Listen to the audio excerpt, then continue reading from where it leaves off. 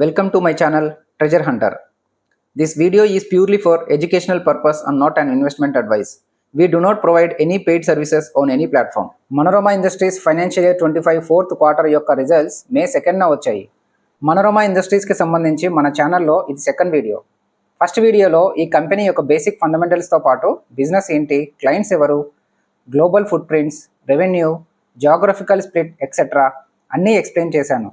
Last 5 ఇయర్స్లో revenue, net profit మరియు stock price ఏ ప్రపోర్షనేట్లో పెరిగాయో అనాలిసిస్ చేసి నెక్స్ట్ 5 ఇయర్స్లో స్టాక్ ప్రైస్ ఎలా ఉండబోతుందో క్లియర్గా ఎక్స్ప్లెయిన్ చేశాను. So I strongly suggest you to watch first video on Manorama industries.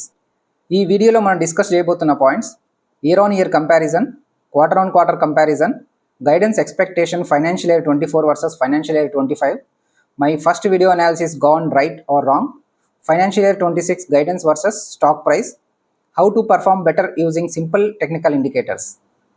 Year on year comparison, March 24 versus March 25 లో రెవెన్యూ చూడండి.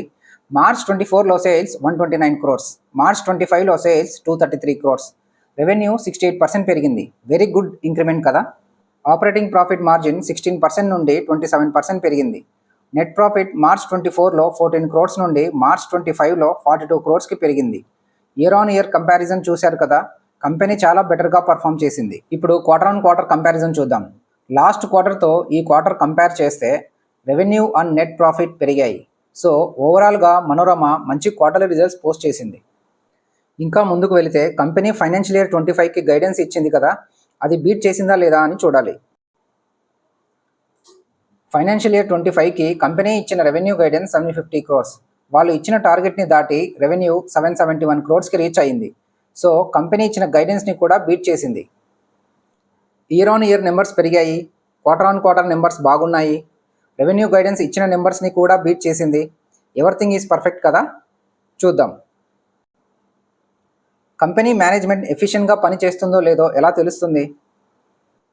Here comes our Gabbar Singh operating profit margin. ఒకసారి ఈ ఎగ్జాంపుల్ చూడండి. రెవెన్యూలో నుండి ఎక్స్పెన్సెస్ తీసేస్తే ఆపరేటింగ్ ప్రాఫిట్ మార్జిన్ వస్తుంది. Simple equation, A - B = C. Expenses అంటే material cost and employee cost. Material cost అంటే ఫైనల్ ప్రోడక్ట్ తయారు చేయడానికి రా మెటీరియల్కి అయ్యే ఖర్చు. ఎంప్లాయీ కాస్ట్ అంటే salaries, office rent, electricity bill etcetera. Case 1 చూడండి. ఒక ఇయర్లో కంపెనీ 100 రూపీస్ రెవెన్యూ జనరేట్ చేస్తే రెవెన్యూ జనరేట్ చేయడానికి అయ్యే ఖర్చు 80 రూపీస్ అయితే మిగిలింది ఎంత? 20 రూపీస్. అదే ఆపరేటింగ్ ప్రాఫిట్ మార్జిన్. అర్థమైంది కదా. 100 రూపీస్లో నుండి 80 రూపీస్ తీసేస్తే రిమైనింగ్ 20 రూపీస్. ఇప్పుడు కేస్ 2 చూడండి.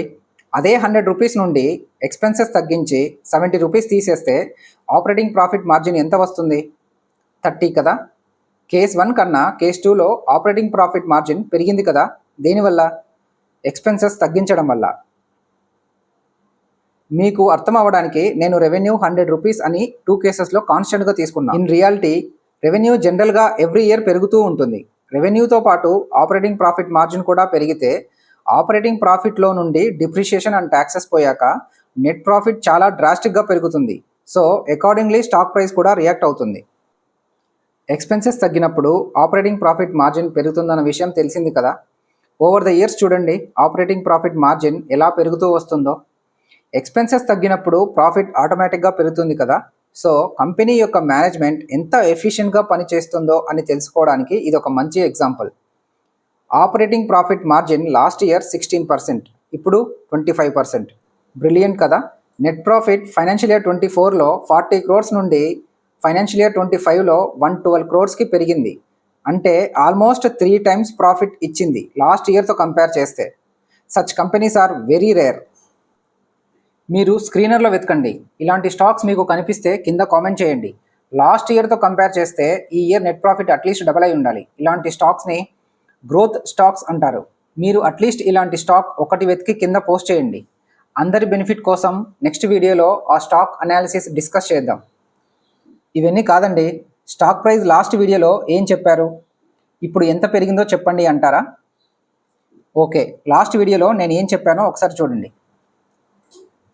లాస్ట్ వీడియోలో నేను చెప్పింది కంపెనీ ఇచ్చిన గైడెన్స్ రీచ్ అయితే స్టాక్ ప్రైస్ 1030 నుండి 1411కి రీచ్ అవుతుందని చెప్పాను.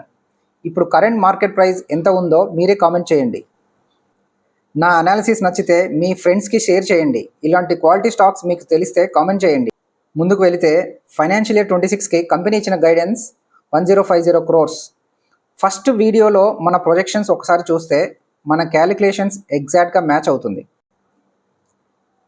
ఫైనాన్షియల్ ఇయర్ 25లో revenue 771 crores, profit 112 crores. Profit margin calculate చేస్తే 14.5% వస్తుంది. ఫైనాన్షియల్ ఇయర్ 26కి కంపెనీ ఇచ్చిన గైడెన్స్ 1050 crores. 1050 మీద 14.5 క్యాలిక్యులేట్ చేస్తే 157 crores వస్తుంది. నెట్ ప్రాఫిట్ 112 crores నుండి 157 crores పెరుగుతుంది అంటే 40% పెరుగుతుంది అనమాట. First video analysis is completely in line with the latest results and financial year 26 guidance. Projections already previous వీడియోలో డిస్కస్ చేశాం. అందులో ఎటువంటి డీవియేషన్స్ లేవు, వాటిని ఫాలో అవుదాం.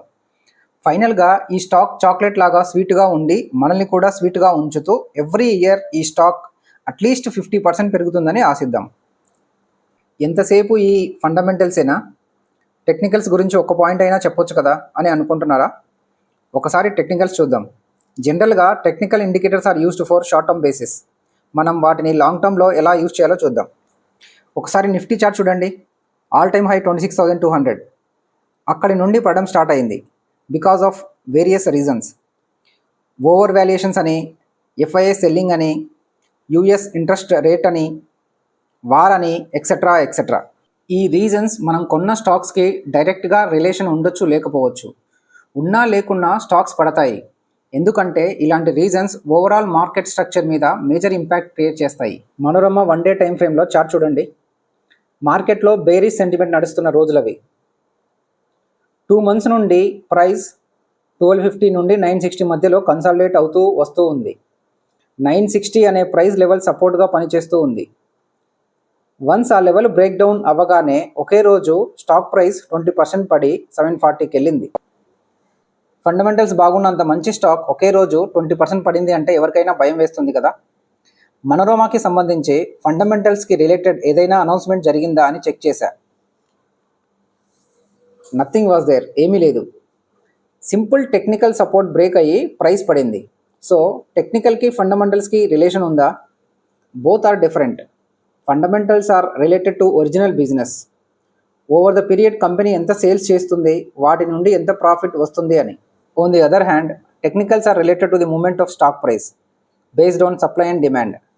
Over the period stock price ఎలా మూవ్ అయ్యింది అని మనం ఒక చార్ట్ గీసుకొని ప్రైస్ పై నుండి పడితే రెసిస్టెన్స్ అని, కింద నుండి పెరిగితే సపోర్ట్ అని నేమ్స్ పెట్టాం. సో మరి ఏది పవర్ఫుల్, టెక్నికల్ ఇండికేటర్సా, ఫండమెంటల్సా? Both are important based on context. Obviously fundamentals dominate all the other factors on long term basis. Technical indicators are used for short term basis. And technicals మీరు ఎక్కడ entry తీసుకోవాలి and ఎక్కడ exit అవ్వాలి అని తెలుసుకోవడానికి బాగా యూజ్ అవుతాయి. Back to Manorama. ఫండమెంటల్స్కి ఏం అవ్వలేదు అని కన్ఫర్మ్ అయ్యాక just based on some external factors or support and resistance వల్ల పడింది అని తెలిసాక ఇంకా భయపడకూడదు. ఎవరైతే భయపడకుండా 740 దగ్గర ఎంట్రీ తీసుకున్నారో అలాంటి వారికి మార్కెట్ ఇప్పుడు ఆల్రెడీ మంచి రివార్డ్ ఇచ్చి ఉంటుంది.